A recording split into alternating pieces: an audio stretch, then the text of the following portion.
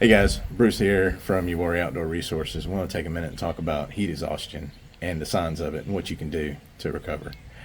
So, have you ever been on a hike or out in the day and you just are overcome with sweat? You've just been sweating profusely and you realize that you're starting to get weak and you just kind of need to stop and take a break and regather yourself. Sometimes that happens when you have a hat on and you're like doing some strenuous walking, or maybe you're running, mowing the yard, anything, right?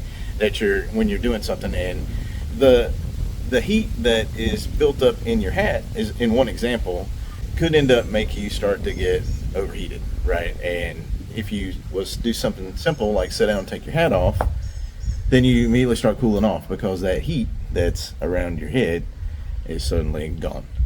And maybe you've noticed that your shirts, when you're out mowing the yard or out on the trail, it just gets soaked from sweat.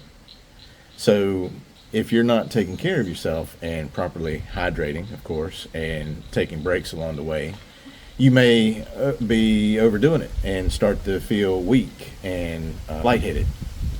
Those are things that you need, where you just basically need to sit down and take a break, cool off, recharge, rehydrate, things like that, right? So don't always try to overdo it. A lot of times what we do is, well, with Jeff and I, when we go hikes, we always want to push through for the next opportunity to take a break. So we might go, admittedly, we might go too far sometimes and end up getting on the verge of heat exhaustion, and then we realize that we're starting to talk silly and we need to just kind of sit down and take a break.